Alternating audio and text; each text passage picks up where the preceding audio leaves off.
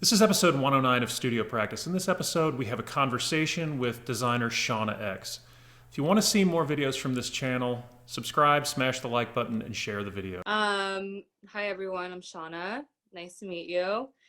I have been working as a visual artist and illustrator for quite a long time. I actually have a background in design advertising, which is kind of different for a lot of different artists I know. So I transitioned my way into this field, I would say full time 5 years ago. So actually not crazy long professionally, but I'll talk about that a little bit.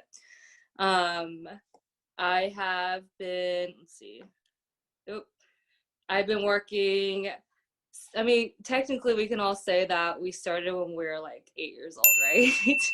I like to start with this picture always because I think it's so relatable to anybody who you might not even be in the art world or doing anything creative at all. I think we all relate to the fact that we doodled at some point when we were a kid.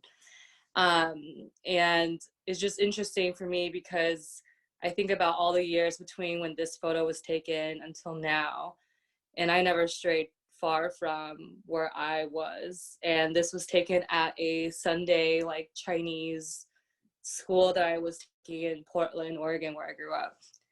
And there's my mom behind me. She's like, "Yay, you're drawing, good job." But, she never really thought anything deeply about what was happening. Um, and let's see.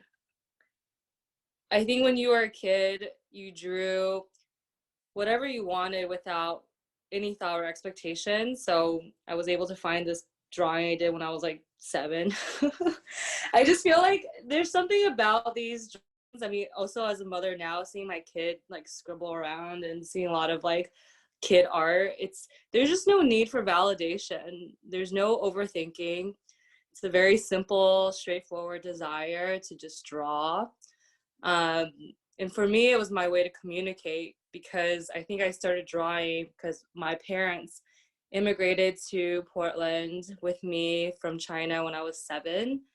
And I didn't really speak much English. My parents, had to do the immigrant story where they worked at restaurants and very thankless jobs that took a lot of time and paid very little money. So I felt very disconnected from the society around me. So drawing for me when I was a kid was a way to communicate those feelings of isolation and alienation. And so to me, at the very core, drawing is my therapy before I even understood what therapy meant to me. So when I started to draw for practice, I was really fascinated by contemporary Asian American women illustrators and artists, especially when I was in college. And I mean, these are some of the women that I remember just seeing their art and being like, wow, there's this vulnerability about the way these women were depicted that I felt really connected to. And I was just really fascinated by the fact that they not only blended the fantasy and realism, but the fact that they drew from this place of like identity for themselves. And I mean, this is when I was copying different aesthetics. Like, as you can tell, I never like to share my old work because I think it's like one part kind of embarrassing, but the other part it's like very vulnerable to share like old work. But I, did a lot of work that imitated these artists that I found inspiring to me. I end up, like I said this earlier, the slide that I studied advertising and journalism.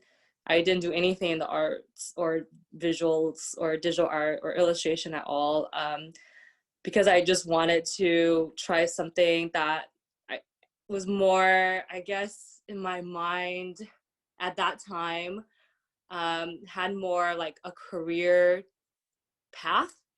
And so basically, I graduated, I went into what I studied, but the whole time I was just drawing and doodling on the side. And I, for some reason, just really loved it. I had this huge big bang moment though that happened in my late 20s. I think I was 28. That's what they call the Saturn's return. I don't know if you guys have heard of it, but They say that every 28 to 30 years or so, you have this huge shift in life. And whether that means you stay on the path and you just keep on going, or you just change completely. And so that happened to me like this entire time up until this age, 28. I was still working in design, advertising, stuff that was a little bit more commercial or more like business oriented, drawing on the side, wasn't taking it seriously. And then I did this huge thing where I just threw away everything I had and moved to New York. I think that's like a very typical New York story for a lot of people too. It's like, if you didn't come here for school, you just like came here because you're just lost, I think. And so I had that experience where I had a long-term relationship, I had a full-time job, and I just was like, all right, I'm gonna just check out New York and see what it's like. I didn't know anybody, didn't have a place to live, whatever, let's do it, who cares? And that was the first time I had this solitude that I felt. I started to reconnect to my emotional self again. I think for most of my 20s, I was kind of just following or trying to go after what I was taught I should be doing. Like there's all these things that you're taught that's like unconsciously in your mind, I think, especially in your 20s, where you think that you should be doing this job, or you should be going to this school, or you should be in this relationship, a lot of shoulds.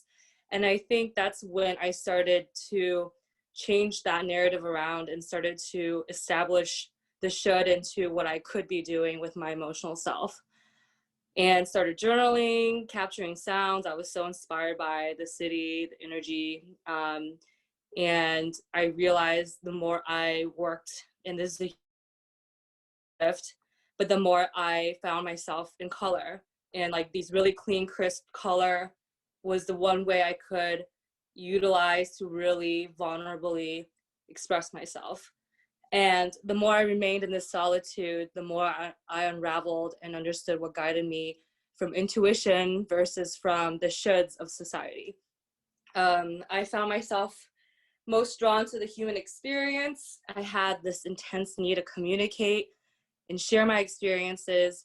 And honestly, that's that moment. And I can't say it's like that exact moment, but the moment in which I started to go into myself and understand what I was inspired by from within was the moment when I started to take my work seriously. And through that, I started to get attention from people, and soon the work I was doing on the side, freelance for fun, became something I did full time and make a living off of, which is really interesting thinking back. Started channeling whatever I visually responded into work. So I always responded to like a significant feeling, such as a smell of the city. I lived in Chinatown when I first moved to New York, so that smell was very profound and has always stuck with me every time I think about what the city means. To dancing in the smoke machine filled room. You know, I like to start transitioning what I experience my day-to-day into client work as well. To a nuanced connection I have. I just like to capture like very specific moments that I feel very deeply about and try to explain them as visually and as openly as I can. Very similar to when I was a child, actually. Just like a way to communicate how I was seeing the world. So I started to get comfortable with static images too. And, you know, at this time, like pushing, you could now in this day and age, you could do whatever you want with work. It's kind of crazy that you can take a flat image. This exhibition was inspired by this doodle I did in 2014, where I was like, I want to draw a stupid lipstick pizza. And then coincidentally, like this turned into a full-on like physical piece that was created out of foam. And this was for one of those like dumb museums that happened in New York. It was called the Museum of Pizza, but it was like a really fun experience to like take something I made 4 years ago that was just like a fun doodle and turn it into something physical as well. and same with this artwork or art piece as well. I was really contemplating just like on food and cultural identity, and try to like grapple my guilt growing up, you know, living in a very homogenous society where a lot of the food I was eating, the way we were eating, was looked down upon by others. So I was able to take that into this experience that was presented at the ADO, where I showcased like large mukbang videos and foods that I liked to eat when I was a kid, such as bok choy, fish eyeballs, tentacles, like stuff that I was always like embarrassed of. So it was interesting to take these inspirations that come from like deep traumas, turn it into paper, turn it into a 2D surface, and then a 3D experience that is a full-on situational thing.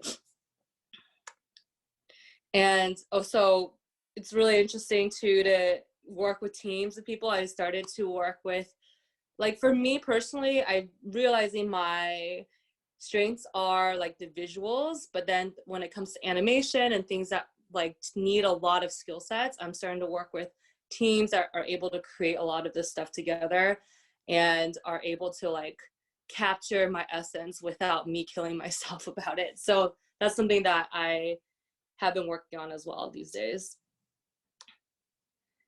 So I guess a lot of people ask me like, what's life like working for yourself? And I would say there's a lot of pros and cons. So I've kind of listed it out. This all looks very glamorous right now, but I'm about to go into the con part of my slideshow. Pros. So right now I schedule my days based on how I want it. I think secondly, I think much more clearly on my own, away from, I think there's a lot of like, I don't want to say toxicity, but there is like a politics in work a lot of times where it does infiltrate your mindset and helps and like kind of confuse you in what you want to get to. So now I'm my own motivator, and I'm able to just be in a very like neutral space that's my own. And also working for myself really helped me get good, like understand the business of this stuff, like all the things that you see, whether that's fine arts or commercial art, there's a business side to it. There's a negotiation side to it. There's like understanding your like worth about it. And that's something that, you know, I wouldn't have gotten if I stayed in an office. And I'm just much more comfortable when things change or when work doesn't come, because I think that security and stability, which I'm sure a lot of people, like a lot of college kids are probably like, oh, I want a job for security. And I totally get that mentality. But for me, like understanding that it's a facade for the most part, I feel very stable as anyone else that has like a cushy job. But when it comes to cons, I schedule my days based on how I want it, which means I'm sometimes just so unproductive. It takes a lot of discipline. And the dream sometimes, I mean, I don't want to crush the dream, but realistically speaking, it's a lot of times a job now. Whereas when money is involved in anything you do, it just changes the narrative and the overall like intention a lot of times of work. So sometimes I have to view a lot of the work and client work I get as just a job, even though I love what I do. It's like a very confusing place to be for a lot of people that are in this field, I think. And for example, like the more I get involved, the more I start seeing all sides of things, like things I don't really want to know personally. Like you feel like brands or organizations that I once thought were a dream come true were either too disorganized or made the work process really difficult. And some people just didn't respect the creative process. So there's just a lot that is like, everything seems so glamorous on the outside, but when you're in the game, I guess it's like you start to see the whole picture and you're like, oh, I shouldn't have been putting anything on a pedestal. So, I mean, when I came down this path, I had no idea that was something I could sustain myself with. And one thing that came from sustaining myself is I started realizing it's something I sought validation from. So it's validation from people, from brands. My work became my life, and soon it became my focus and priority. And so I think I started to get really attached to what others were saying about me once again, that, you know, I was positive, high energy, quote unquote, sultry neons, like all these like adjectives that started to make me into a brand. So I think there's like a time period that even if I love the final results, I really lamented the process. I hated that like my self-worth was tied up with the work I made. And when I didn't make work, or if I didn't make enough money or had enough cool collaborations or whatever that's you put on your pedestal in your mind, I wasn't good enough as a person. And I think that's something I'm sure many of you guys have experienced too. It's like an existential crisis that we feel on the daily. And this thing comes back over and over again. So for me, like the past few years has actually, I've totally started to change my way of my jadedness with my work. And for me, that's requiring to find another role, which is motherhood. Like I had no idea I was gonna be a mom until I got pregnant. Basically, it wasn't something that I planned on working towards. It wasn't something that I even wanted to aspire to, just because I think there's a lot of like fears in becoming a parent. So I always thought that raising a family would take away from who I was. And it was really scary when I went into this role as mother. And I went into it almost blindly, just like I did with my career. And, you know, with birth, like any other process, and I think you can kind of relate to this, as motherhood is obviously a very specific thing, but I think the way we can all relate to something as life-changing as motherhood is if you get sick or if you move countries or anything that's like extremely difficult and different for you. It's a very painful process to begin and start with. So for me, when I was giving birth, it felt like knives stabbing inside my body over and over again. And it took relinquishing the past and my ideal self to like physically push out my child. And honestly, it's been really tiring the last 2 years. I think that, you know, the attachment to a new identity that I have now has actually made all the pros and cons that I was talking about earlier and the jadedness I was feeling much more like I could handle it a lot easier than before. It just didn't weigh on me as much as it used to. And it was, strangely enough, it was something that made me see a completely new lens on life.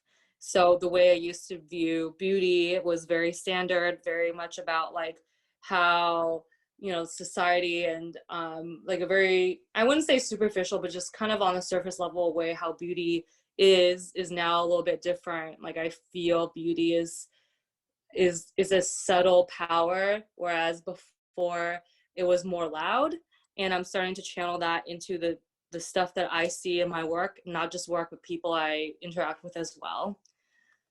Love is such a different perspective for me now. Like being in love in the past was purely romantic, purely just between two people, chemistry, sexual energy, whatever. And now love with my child is like a completely different meaning of love, but it's still being in love. And I think that's something that I never fathomed I would experience in my life.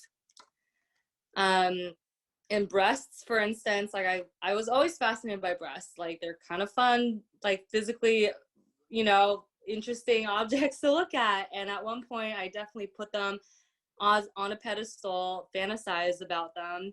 And I think now the thing, like they mean so much more now that they provide nutrients for my child. And now that I'm able to see them as this like insane magical part of a woman's body that's not just nice to look at, but it provides life for another human being. And it's how I also see the woman's body too, whereas in the past I was able to appreciate the figure as it is, and now I'm in complete awe of the woman's body. Like it's insane what my body is capable of doing, and understanding to seeing it as like a holy landscape than anything else. So it's a really cool experience to feel and change, like see your perspective change and like have that in your, like reflected in your work without consciously understanding that's what's happening. And it's always when I do these talks, I'm like, oh yeah, I definitely see the difference between, or like transition and like the subjects that I'm drawn to that's now evolved into something else. So I think that with that said, you know, I'm in the process right now still of rewiring, reframing everything, not just motherhood, but myself, my creative process, my fears, my limits, especially during this crazy pandemic that I'm sure all of us are deeply affected by one way or another. I think about fear a lot. Like, what is fear? What power does it have? And I think all of it leads to the bigger question, which is, where do I find value in myself? Like, who holds the power of me and my value in my life? I also think about what creativity means. Like, what is being creative in today's society? I think a lot of people think that creativity produces, like, it's part of like carrying on the status quo. We're almost rewarded when it's accepted by people in power. So what is creativity outside of that? How is it used as a tool? And how is it being assimilated? How is radical thought being assimilated into your narrative? So these are some of the things I am just re-evaluating, especially where I seek validation, because I think about creativity and, you know, illustration, visual art, all that stuff. It's where I sought validation. And so, like, how do I contain this in this society that makes us so individualistic? So there's just a lot of perspective changes the last couple of years, not just being a mother, but also like a year of being at home in the pandemic. And I think for me, I'm realizing that we should start seeing ourselves that as people that are much more than our profits, much more than our individual self. And we need to start looking at ourselves beyond like success that is only contained with money and success that has recognition. It's like, what is success as a community?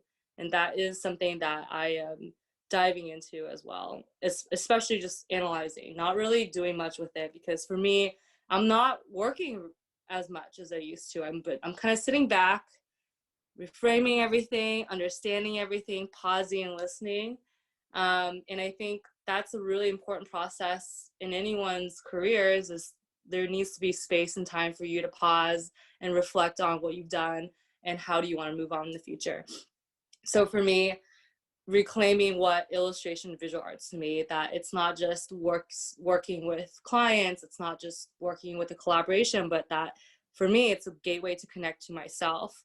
And because I create to connect to others, it should be accessible. So those are like two important things that I have recognized and am just relearning in myself and within my work again. I think also like the idea of success, we're constantly changing what that is ultimately, because we want to know what the freedom is for you and me. Like, I think freedom comes from knowing your intent in mission statement. So I didn't realize that until now. I think 10 years into this game of working as a visual artist, but also, you know, just life in general. Life is just so much more simple if you can start like getting to know why you're here and what you're here to do. Like, what is your personal life purpose? I think that's a big question to ask, but I think it's important for everyone to start thinking about just like tackling what that even means and beginning to understand what your intentions are and how to be clear to your intentions. So for me, I guess I will leave this conversation with 3 things I would say to myself if I could go back in time. Don't put anything on a pedestal, keep a journal, and expect nothing and hope for the best. And that's it. Thank you. Fantastic. The graduate students have some questions for you, if that's okay, and I do too. Yeah. And maybe Let me go back to my yeah, exactly. thing. There you go.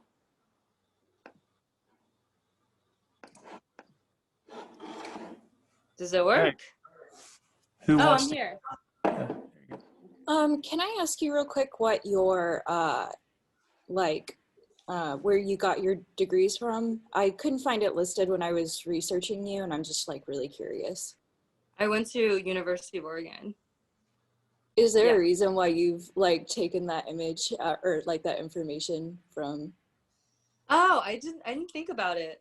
I just didn't think, I personally don't know of like a degree. I mean, I didn't go to art school, so I think maybe that helps people in some ways. But for me, I just didn't think that my degree really mattered too much in my career. So it's not that I was hiding it. I just never thought to add that, you know? But I think that's a super interesting component of your bio. I noticed the same thing. I mean, maybe it's because we have a graduate program here, and but when I was researching you as well, I think that enigmatic characteristic is something that's quite compelling. To not. I mean, I think your bio. I found it curious that your bio is on your site is fairly bare bones, and I think that's a really positive thing because I could project all kinds of stuff into it. interesting. I've never heard that critique on my bio before. I like it.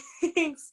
Yeah, I feel like I feel like you can learn more about me through my work. And so a bio, I mean, it's important to have and to be able to describe yourself and your mission statement. But I also think that we change constantly. And to be honest, like I put more of myself into the work I create than my bio. So. Well, I also think that's really interesting because I've been spending time on your Twitter account. Oh my God. Which I feel like is Like, I'm gonna go on private. No, I'm just kidding. no, it's great. I mean, I've been leaning more into Twitter recently than Instagram, for a lot of various different reasons. But I just thought that was like I kind of like keyed into your Twitter more than I did to like your Instagram, because there's like a way that just words sometimes lead to of just like seeing the conversations that you're kind of engaged with. I don't know, it was really fascinating, and I'm like, oh, this is I don't spend as much time on design Twitter as writing Twitter, but like you're engaged in a lot of conversations that I am on like literary Twitter, but through design Twitter. So Yeah. this question is kind of a long-winded way of saying, like, do you think about that, about how you use the different platforms differently? I mean, just because of the nature of them, but also kind of what content you discuss on one platform versus the other. I mean, I know your child comes up on both. You have some work on Twitter, but it's still like very different than kind of the essay long Instagram captions either. Right. I definitely think there's a different way I approach it. I think Twitter is just kind of where I dump a lot of like dumb thoughts that have zero filter, which I probably should start filtering. I'm not going to. I think Twitter is just like, it's interesting because I have friends that take it very seriously, and then they take Instagram not so seriously. And it's the fact that these platforms have different, like capture different parts of our personalities is actually, it's like thinking about that, I'm just like, oh, that's weird. Like, why do I only post art or like nice photos on my Instagram, but on my Twitter I'm just literally talking shit most of the time? But anyone can easily find me on both and connect the two. And I think I never had a strategy with it necessarily. I think Instagram, I fell into Instagram in 2015 when I started posting work, and I think that's honestly how I was able to do a lot of get a lot of exposure back in the day, because I didn't really do it with an intention. It was more like I'm sharing it. And then that was the time when a lot of people started to find work on Instagram. Now I don't think is the same. Now it's just like a ton of information constantly, and like it's really hard to filter through. And I think I just kept on doing that on Instagram. And now it's like become this like very curated space for me, which I hate sometimes, but I'm also like, that's how business goes. Like that's where a lot of even my manager is saying like, this is where like a lot of companies find you, a lot of art directors find you, a lot of creative directors, and just that stuff gets shared. It's really interesting to think about how Twitter is like that for, you know, like design Twitter is like its own thing, but I think design Twitter also has that platform on Twitter because I think they could have like long formats. It's kind of, you know, how they do like I don't know what they call it. Threads. The threads, yeah, exactly. And then they can talk about like design critique about, I don't know, fucking Twitter logo or something like that. And that's how they get fined. It's just, I think it's interesting you brought that up. Well, yeah, no, it's interesting to hear you talk also and like reading Yeah. your tweets where like I see a lot of like your artist talk like more so in your tweets and like of the politic of your work and a more like articulation. Like I think you like tweeted like your kids like Spotify playlist. Oh yeah, exactly. Like, that's my playlist. Is it your playlist? Okay. Infiltrated by her. Like I think that's kind of really interesting where like Instagram is kind of like just the visual and then kind of like the exploration of the content is on Twitter. Yeah, and it's like I feel like I do it subconsciously, but I consciously do it, but at this point it's just so on the back of my head. I don't think about it anymore. I'm like, oh, I need to curate this more, which I think that's going to change. I mean, who knows? Everyone just uses these platforms differently. It just depends on what you use them for, right? So but yeah. I have like a kind of long-winded question. So yeah, go ahead. It like in different interviews with you and on your Instagram, you talk about like rest a lot, and I love it. In one interview with the Creative Independent, you talked about art not being everything, and that we need to think bigger than just being like an artist and like having more balance in our life. I was wondering, you know, a lot of times as graphic designers, we're fed this idea that we should just be like constantly working and going and pushing. What's your philosophy on rest? Could you expand on that? It's funny because someone liked my tweet from 5 years ago this morning, and my tweet was like, work all day, fuck the rest, or something like that. And looking at that now, I'm like, oh, 5 years ago, I was so into work. And I remember having this conversation 5 years ago with people that were a little bit older, and they are all about resting and taking care of themselves. And I was just like, what are you talking about? I love working. And I think the philosophy of rest matters to me now because it's like so important for my life now after having to work a lot and experience different types of, you know, working environments and just clients and just putting like 120% of myself into work. And I think I enjoy that experience quite a bit because it allowed me to understand where I wanted to go and how and who I wanted to work with and blah, blah, blah. But now I think at this time of my life, I think rest, it's not so much like, it's like, I realized I did it so much that I was burning out without really understanding and being aware I was burning out. So there was a couple of years in my life as I was talking about, alluding to my keynote, where I was so disenchanted by what I was making. I was so jaded. I was just like lamenting constantly. It was very negative. Like if you were to come to a student talk like 2 years ago, I was just so against like everything. I mean, I was just like, why are we doing this? Like these are the conversations I was having with people all the time, and just kind of feeling all of this, and now stepping away from that a little bit, stepping away from my work a little bit. It's understanding that I was just so attached to this perspective of who I was. And I think when you're so attached to something, sometimes you have like a tunnel vision and you aren't as aware of everything else that needs you know, that you need to focus on and put your effort and energy into.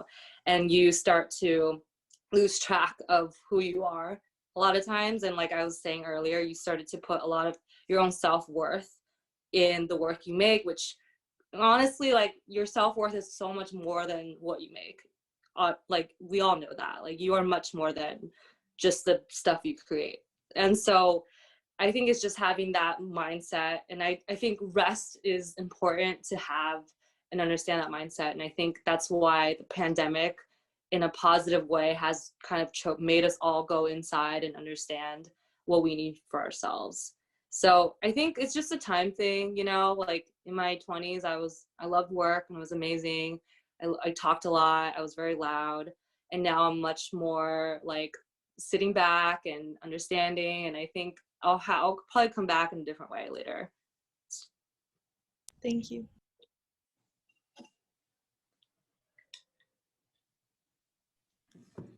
Earlier, you mentioned this idea of not putting things on a pedestal. I guess it kind of lends itself to this world of politics and business and negotiation. But maybe if you could give us like one or two stories of how you kind of handled negotiation and politics within the world of design. Oh my God. Which, like, good stories or bad stories? Maybe like one good story, one nightmare story or something. I think I have a lot of nightmares. The only stories I remember are nightmare stories, which is not great. I'm trying to think. I think for the most part, I realizing whenever I go into a project and I intuitively feel like I'm in it for the money. Like if I'm like, okay, I'm doing this literally because I don't really care about the subject or I really don't care about the client, I'm in it for the money, those jobs always go south, always. And that's something I've learned for myself. Everyone's different. And I think like a lot of like the positive stories come from experiences where I just feel like there is a connection there. And I think after, you know, doing this for a while, I understand that it's not even the work that you're making, it's more about the people you're making it with. It's like the connection that you have with the person that's collaborating with you or your client. It's like, do they respect you? Do you respect them? And I think it just all goes down to respect. So for example, like I had, let's see, right now I'm working on a project that is like a commercial facing thing that's going to come out next year.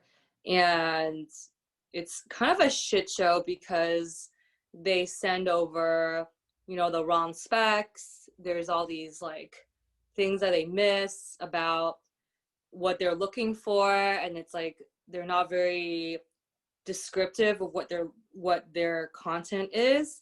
However, the positive thing is we have so much respect for each other that we're willing to work these things through. And obviously I have someone that can help me like negotiate better like rates now. So right now I have someone that helps me negotiate.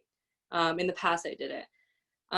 So this person, the person that can help me negotiate can step in and say, hey, this is taking way too long. We need to charge this much extra for this revision and that. And because we have this type of respect for each other, the client usually comes back and like agrees or we work something out. And that's like a good story, even though it's not the ideal project.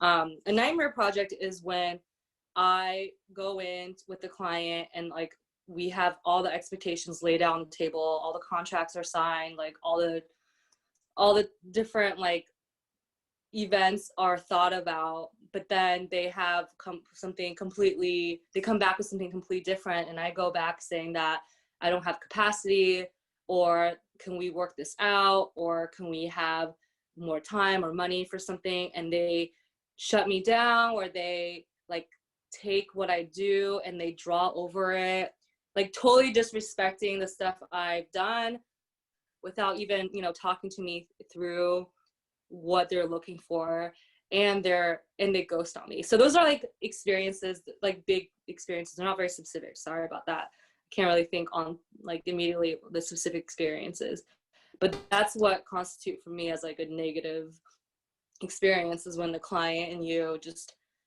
don't want to try to collaborate. You know, there's just not any sort of like synergy happening. And then your But yeah, Saturn when you were I 28. will think about them and I'll send it to Elliott. Okay. Sorry. Okay. Yeah. You mentioned your Saturn's return, like when you were 28.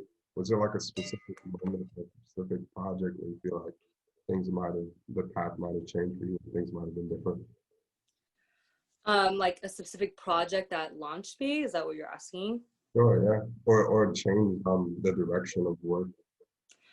Honestly, it was it was like a Tinder date. Like, I'll be real, and he's now my baby's daddy. I'll be really real about that. It was, I think I was just in such a like a mode for so long that like I I was in a long relationship, I was in a long-term job, all that stuff, and then I left all of that and went to something completely different. And now I think about it, I shouldn't have done that. I think like the way I left things was very like immature, but that's a totally different story. But I think I came to New York and just very much vibe with the energy, and I met somebody that like was really supportive of my work, which I think about it now, it's like if you have support in your life, which I don't think I had a lot of before, it changes your perspective. And I think he was so supportive in like the stuff I was doing that it really helped me curate my emotional self into my work. I don't want to give it all to him, obviously, but like he definitely like helped me understand that support and someone that like believes in you, and people like having that sort of community or anyone that does that is so important. Mm. So yeah. Is it okay if I ask just one other quick question? No, go ahead. I have a lot of questions for you. So prior to coming to Cranbrook, I worked with a lot of clients, and I often found it really hard to make personal work. Like at the end of the day, I was so exhausted that I Yeah. had no energy to make personal work. And Yeah. I'm wondering how you like balance like client work with like your art practice and making art for yourself. This year, to tell you the truth, I've not done any personal work. Like, let's be real. This year has been just crazy in terms of, I think this year for me, it's been very mental health focused. You know, like going to therapy, yoga, meditation, all that stuff has been taking most of my time. But in the past, I think the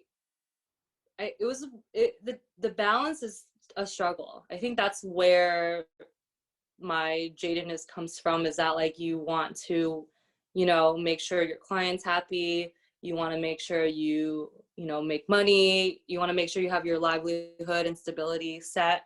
I mean, obviously if you don't have, you know, a trust fund, you know, those are other stuff that you have to worry about, and that often takes priority.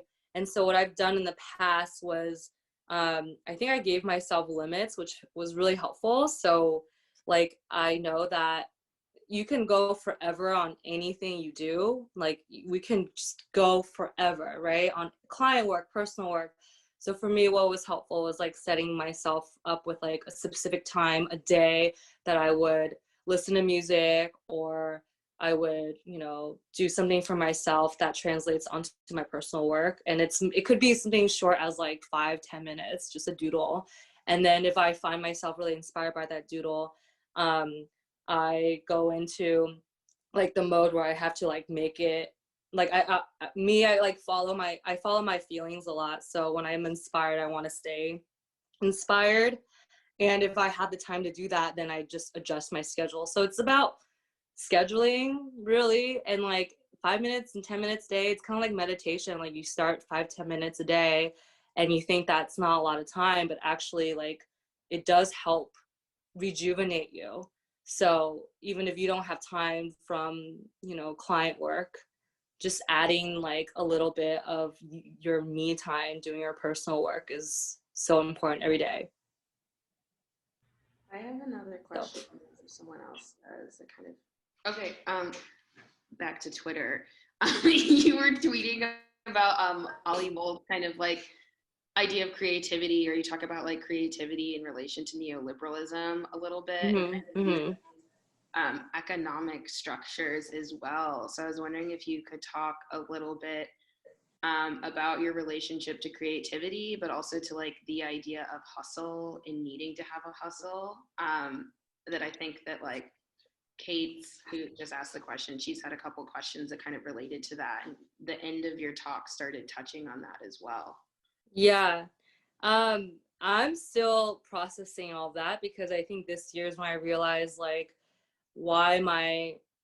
I think the last couple of years I was like lamenting, like, why am I doing this? Right.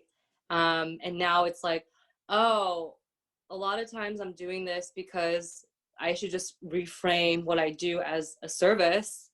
Like in the past, it was like a very ego-driven thing where it's like, this is my passion, I love it. And then the more I started to work with clients, the more I started to work with like brands, I'm like, you know what, this is like a service, and I need to start to extract myself from my personal work. And I think that's where I'm kind of understanding is that before it was so blended, like me as myself was so blended with my client work, my work that I make money from. And now understanding that a lot of the creative work that you see out there, all the output, it's to oil the machine. Like if you do something differently that challenges whatever the brand or challenges what the standard is, you're not going to be compensated for that. And like, why is it that our worth is so much tied to compensation with money? So it's actually like a deeper, for me, it's like deeper than just creativity. It's like, what is my attachment to money? It's like it's a money thing. Like, why is my self-worth attached to how much I make? Why is my self-worth attached to recognition? And is recognition important to us because it's connected to money and how much you make? Or, you know, it's like all tied to money at the very end of it. And I feel like I'm at a place where I'm realizing money like is important. Like we definitely need money to survive and to thrive, even to even like have stability and to rest. Like I'm so happy that I was able to make money that I can rest. Like that's really important. But then like, how attached am I to making money? And like, how does that filter and taint my work? You know, like what I'm trying to say. I mean, I can go on that for a long time, because I think it's just something that I've been thinking about constantly ever since I became a mother too. It's like, as a mom, like I feel like we don't, like mothers, stay-at-home moms, for instance, they should be the most like recognized person. They are raising a human that's part of the building blocks of society, but then they are at home, they don't get paid. Honestly, also as a self-employed business person, I can't even deduct nanny care for my taxes. And that's what the government's saying to us. It's like, oh, you as a parent, you can have 6 weeks, that's fine. Like there's just no care to that. And just really understanding how like, wow, it's all about generating money. That's all it matters to society. So of course it filters into everything we do. I'm going on tangents here, I'm sorry, but Great. Can I? And I think like, that's where I'm like trying to understand and reframe, like even motherhood. It's something that I wasn't ready for, because I always thought that it would take away from my worth. But it's like, who told me that, you know? So I think reading those books, I mean, part of it is kind of cynical too. It's like it takes away from the passion. Like I think Ollie Mold, basically he's saying that any creative work is seen as a tool. It's not really like, there's no such thing as authenticity. That's kind of, I feel like that's how he was talking about it in his book. And I think that's slightly cynical too. Like there's just different perspectives, and I'm trying to find the different balances of how people view what we do. I have a question for you, real quick. Hi.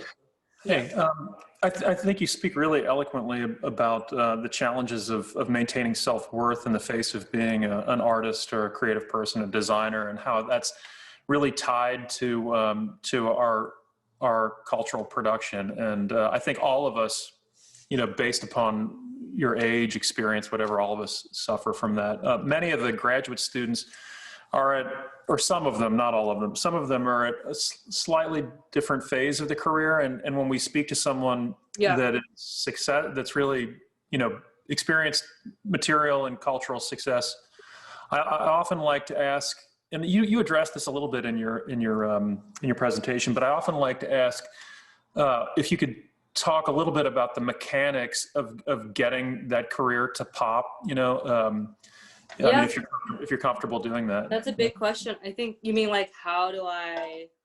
Yeah, like what kind of, you know, to be real simple and not to be simplistic, but you know, if you're talking to some sophisticated young people, which I think you are, and you're going to counsel them on how to develop a public profile for the work and economically make that viable. How did that work for you, and what advice could you give them? I mean, I think for me, I can speak to the commercial front. I'm not sure if the students in your class are trying to go for the commercial world. I can speak to that. I think I worked in advertising before, so I think understanding like this client business artist relationship, just like the way you communicate, there's like a facade to everything, I think. And so like for me, it was like unconscious facade of like, how do I present myself? There's like this carefreeness that I think a lot of these clients initially liked about me, was that I was very free-spirited, and it, you know, that branding really resonated with what they were trying to portray. So that was like, there's that element of it, of like, how do you brand yourself, which I'm not like really about right now, but I think like to talk about the mechanics of where I popped, I guess that's like something I did not very consciously do, like not consciously produce, was like the way I branded myself was, this is me. I'm like Asian American in Brooklyn, free, like I love color, you know, it's just like very like superficial / like these brand words that make sense, because I realized that people outside of our circles don't really understand what we do, and you actually have to label yourself for them to be like, oh, I can hire this person for A to B. Like you can't, you know, like say, oh, I do this and this and this. People get confused, and that's the biggest thing I realized. Like people like simple, like chewable, digestive information about you as a person. So that's definitely one thing. Another thing I think was important for me was my style was so consistent at a certain point. In the beginning, as you can see, I was like exploring different aesthetics. I was, you know, very inspired by different artists. So I was trying out like how they worked, and soon I found myself through that. But I think going back to this branding element, and this is advice that I'm not sure, I don't know if I even like to talk about this, because I'm like, oh, I don't like it, but this is how it is. Having a very consistent look really helped me in the beginning, because with that said, it's the same thing that applies to me as a person. Like, oh, she's a Brooklyn Asian American free spirit artist that does these neon, colorful, clean graphics. Okay, I could hire her for this and this and this. And I realized that with even clients I have now, whether that's like a commercial client or editorial client, like I just got asked to do a book cover. And so like those things, they always reference the work that is extremely consistent to what they're looking for, because visually speaking, they want to know what they can get feel. There's like, you know, in their minds, there's like a very specific image of what that is. Is my internet really shitty? Sorry. No, your audio is okay. Yeah, you're fine. The screen froze for about a second, okay. But we didn't lose you though. We're good. Okay. Okay. I think it's Sorry, go ahead. Go ahead. No, No, go ahead.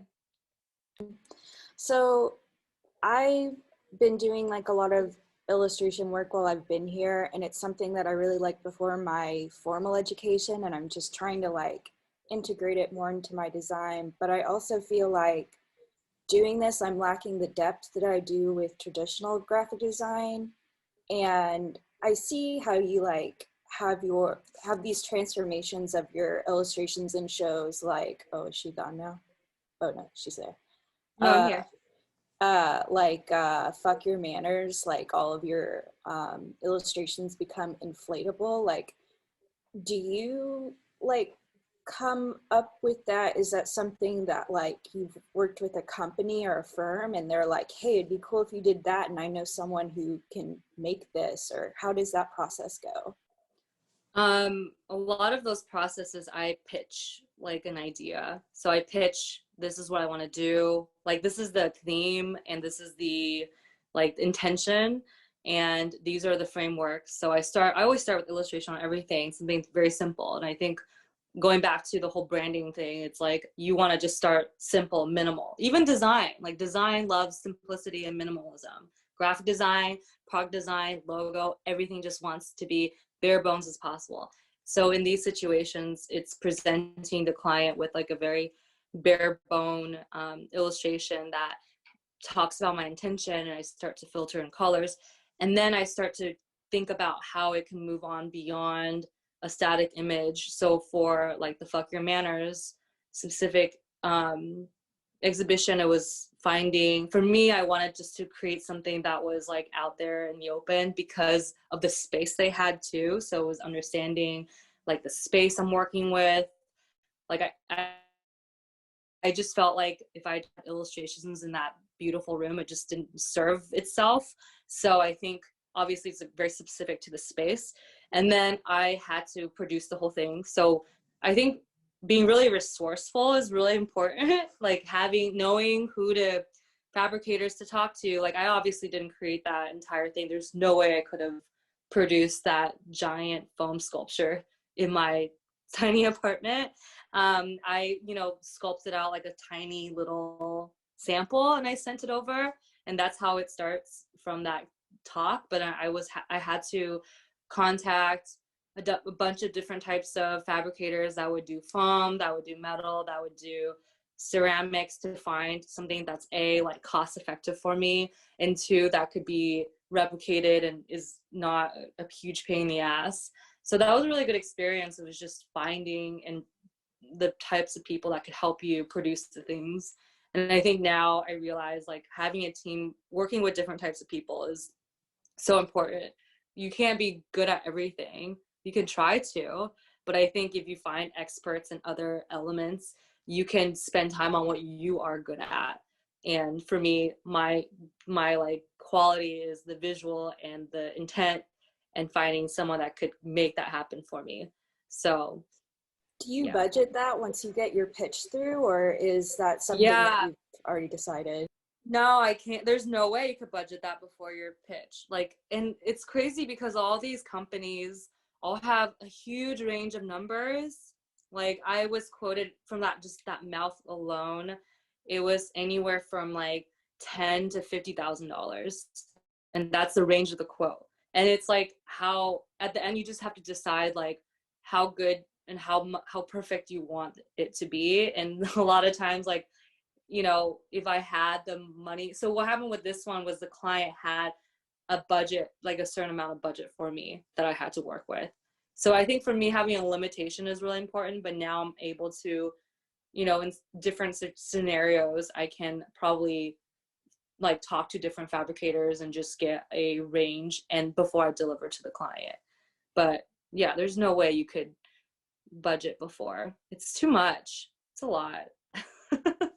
And the range is crazy. I just think it's these, it depends on what you want to make. So. Hi, Shawna. Obviously you use a lot of color in your work, and I'm just curious, like what you've studied on color, if it's more of like an intuitive approach. It's very intuitive. I'm sorry, I don't have a color study. No worries. Yeah, it's very much like I start with one hue and I just start exploring. And I think that's why I like working with illustrators so much. It's that it's really like for me, it's just the easiest way to put things on a screen. My approach is always like easiest to more complicated, and it's kind of the same with birth too. I'm pregnant again, so for my second child, I'm gonna do a home birth. First one was like a hospital. So for me, I like going from the easiest possible thing you could ever do, and you start to make it harder and complicated. So for, you know, something like art, like illustration or color, I like to explore first on an Illustrator or something I'm really comfortable with, and start translating that into like whether paint or like something more complex that utilizes more of my brain power.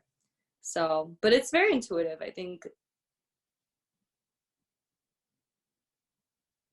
Cool. When are you expecting?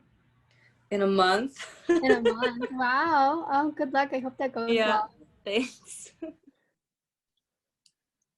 I had a question sort of like, I guess tied to color in a way. There was the same interview that some students were referencing. You were talking about sadness in your work and like thinking about sadness in your work. Yeah. And that like comes through and in conversation, but I was wondering how that goes with like feedback, or if you are engaged in any conversations, or if people like sort of clients? see, I guess anyone who views your work, and the idea that like, because you're using these bright colors, how, what's been your relationship to like color and relating these deeper ideas, and if you've had any, like, if people are engaging with it in the things you're talking about, or if Yeah. If it's not client work, I feel like it's a little bit less about how people engage with it in terms of like the color, because I think a lot of the work I do create is just my means to communicate and connecting to somebody else about it is really important. But I think when it comes to the color selection, it's more subjective, so it's kind of harder to have that like, what do you think of it? But when it comes to client work, that's a little different, because most of my client work, I'm asked to do very positive things, right? Even during the pandemic, I get asked to do very joyous, happy, you know, like rejoicing communities, which is great, and I love it. But, you know, obviously you can't like always feel that way. And I think that's the easiest thing to do for me, because people assume loud colors and bright colors as positive and joyous. So now it's like, if I don't feel like I could be in that space, I always ask the person or the company or whatever to reference something that they've seen in the past of mine.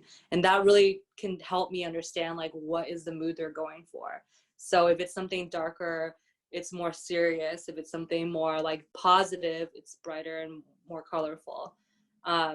So that's like pretty straightforward, I guess, in that sense. But for me, it's like, obviously, I think I started to go towards more of like darker / pops and brights when I gave birth, because I just felt like that's what I was seeing when I was going through my contractions.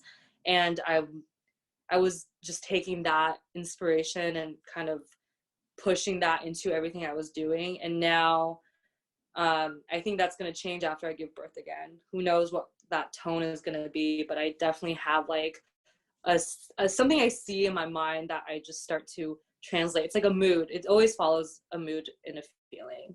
So.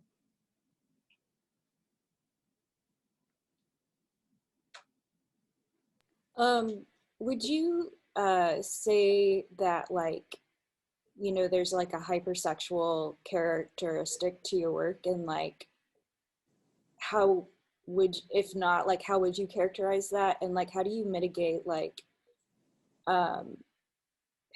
having illustrations that are so like exposed of like mostly the female figure?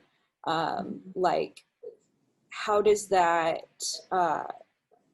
I don't know, like, do gender politics or sex come into play when you're thinking about these things? Or are you just sort of like, you know, this is mine and mine experience, so that's just, you know, what it is? I definitely was drawn to a lot of more sexual themes in the past. I think I was just inspired by my own experience mostly. And it was one of those things that any of these like intense feelings I wanted to capture in a visual sense, and it wasn't necessarily a political thing whatsoever. It was just like, this is the feeling I'm getting, whether that's good or feels good or doesn't feel great, whatever, like that is how I'm experiencing my own sexuality in my life, and that's how I'm going to present it. And I think looking back, there was definitely moments where people have responded to it in a way that's like, why did you draw this? It's so obscene or whatever. Like, I think I remember getting a lot of comments from people being like offended by stuff I was drawing. And now it's a little bit different. Like now I think my focus has shifted. I think my work follows my life. And at a certain point when my life was so focused on like the sexual side of me, now it's more focused on this care, like maternal slash also sexual. I think like it kind of goes hand in hand, and I think it kind of will come back as well. So it just follows more so of my experience rather than a political or any sort of like conversation that is happening. I think that it just makes sense to have both come hand in hand.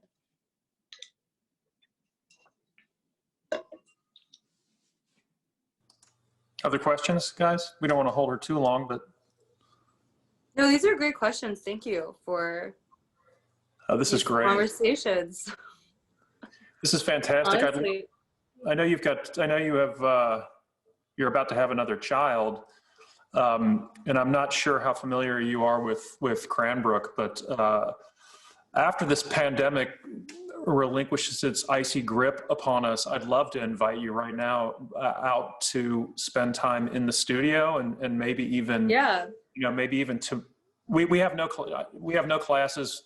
Technically, we have no grades, and it's a studio-based experience. So, maybe at some point we could put you up and you could I don't know, make something here or something. So yeah, I think it's great hearing about your work. Really. Any other questions for Shawna? I do have one if it's cool. Like if I just want to respect everybody's time, but I was thinking about like, again, reading the interview, I thought like I was kind of dwelling on this thing you said about like, I don't want blind routine. I'd rather be like, doing something scary, which like agree. And I think that's a big part of Cranbrook too, is just trying stuff that you don't know where it's going to go.